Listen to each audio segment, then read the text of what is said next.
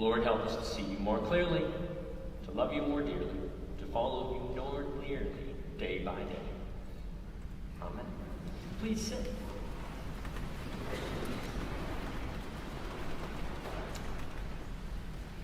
Today I want to tell you about a trick and a trap and a cure.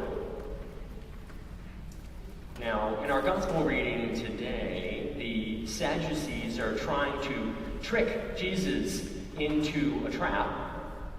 He doesn't fall for it because he's Jesus. But it is a trap that we fall into quite a bit. And it is a trick that we often play on other people, use on other people, maybe even use on ourselves. This trick is when we have already pre-decided that we are right about something before even engaging with someone else. And because we pre-decided that we're right already, we're more interested in demonstrating our rightness than in actually exploring with someone who disagrees how we can actually do what's right. And the trap. The trap is how we can take somebody else and put themselves, we can take somebody, we can put them on the outside. We can make them other, make them not one of us. And that once we've done that, it gives us permission for all sorts of harm. You see, the Sadducees, in this case, have already pre-decided they don't like Jesus and are going to try to put him in that trap. We know they're not coming to do it genuinely because the Sadducees don't even believe in the resurrection when they're questioning Jesus about how the resurrection will work.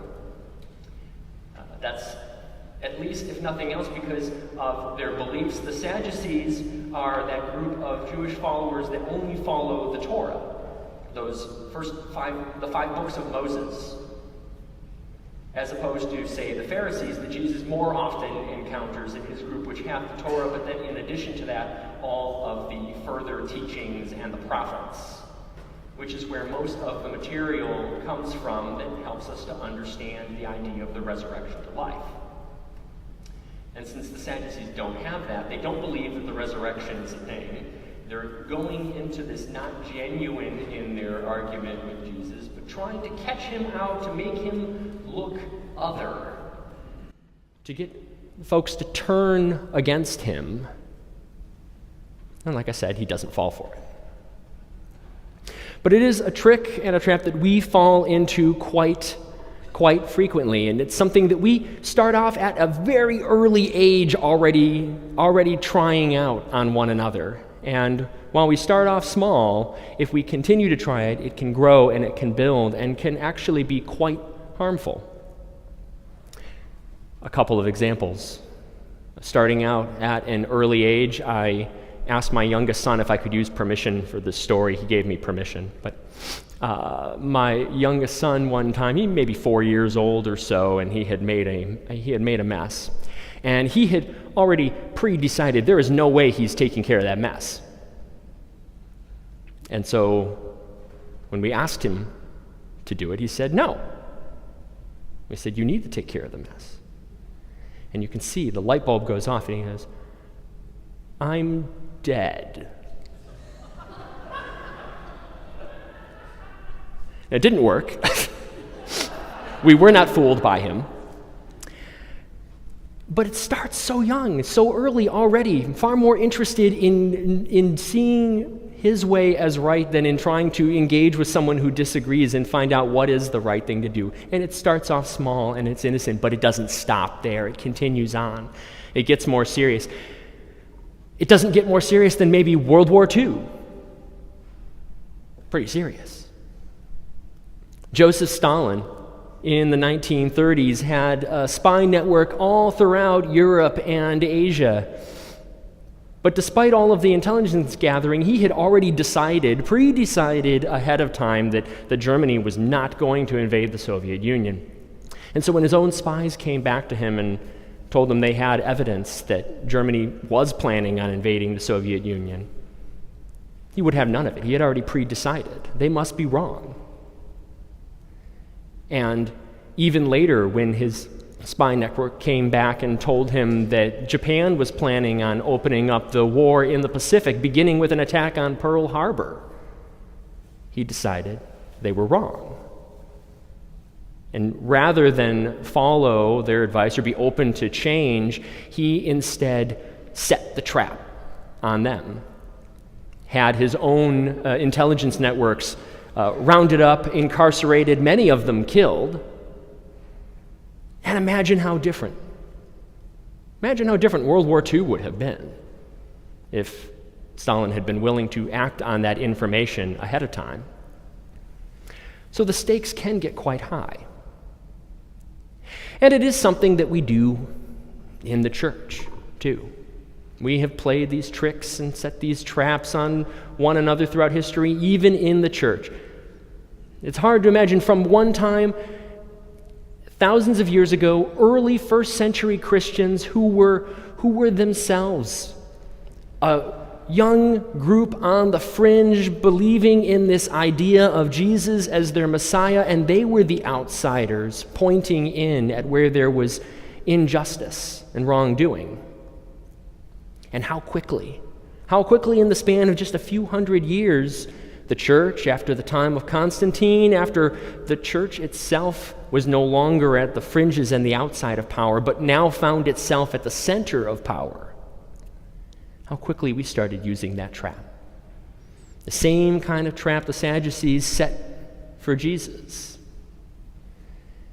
And if reading in the gospel and it makes us squirm just a little bit to be edging into the idea of sexual politics and the resurrection and in the church and who should be allowed to marry who, it should make us squirm just a little bit. That's the idea of trying to make Jesus squirm just a little bit. And when we in the church found ourselves using these same kinds of tricks and traps to pre-decide who was in and who was out, who decided to be right and wrong, we went to the same direction often of those same sort of sexual politics, often deciding who's allowed to marry who based on the color of their skin. It turned into, if someone is divorced, they're not allowed to receive communion in this church, or if someone was using contraception, they're not allowed to receive communion, or we're not going to baptize a baby that was born out of wedlock, or we're not going to baptize this baby who's being raised by two mothers. And if you look, not one of those things is actually closely related to anything Jesus talked about. If you're following through the whole Gospel of Luke, all of that time we have spent in the church playing the sexual politics, it's not ever where Jesus' priority was. He made it pretty clear where his priorities were. Feeding the hungry, lifting up those who had been made low, giving God's grace freely, whether somebody had earned it or not. Jesus said time and time again, loving God and loving your neighbor. He made it very clear that that's where his priorities were, not trying to determine who had the right to marry who. And so when we find ourselves in the odd position of siding with the Sadducees in an argument against Jesus, we ought to take note. Now, where is the cure in all this? The cure in all this, that's Jesus again. The cure in all of this is that same Jesus who in this gospel story today would not fall for this trap. And realize that as human beings, as much as we try to draw division lines about who is one of us and who is not, based on race, based on gender, sexuality, based on ethnicity or nationality, trying to draw all of those borders, Jesus wouldn't fall for it because what he turns to is in the resurrection. None of that matters. All of those human divisions we make against ourselves is all irrelevant in the resurrection, where there is no Jew or Greek, nor slave, nor free. There's no white or black, male or female, married, unmarried, divorced, remarried. There's not even alive or dead as a distinction, because all are alive in Jesus, in the resurrection. And so we can lean on that, lean into that cure as we continue to live in a very human world where we will still have these distinctions, where we will still have these tools we use to decide who is in and who is out. And as we are living in a world where there are often those borderlines drawn on race and sexuality and ethnicity and gender and nationality, we can remember all those human divisions that we've made will fall away. When they do fall away, we will all be alive in the resurrection. And so now as we move forward and we try to decide how are we going to live our lives, we can ask ourselves, how can we live a little more toward that ideal, where those distinctions just don't matter quite so much. They're just not where the priority is. And as we try to lean into where Jesus pointed to where the real priorities are, how to love those around us, how to feed those who are hungry, how to take care of the widow and orphaned, how to raise up those who are low, how to spread love for God and our neighbor. We here, while we are one foot in the world, we are also here in this space where we are the church, and we can provide an example, just a little bit of an example, a little bit of a glimpse of where those priorities can be different. We are not here in St. James at this time in a place where all of those proud divisions have ceased. They're still here in this space. But we are the people who believe in the resurrection and believe that we will all be alive and we are all one in that resurrection.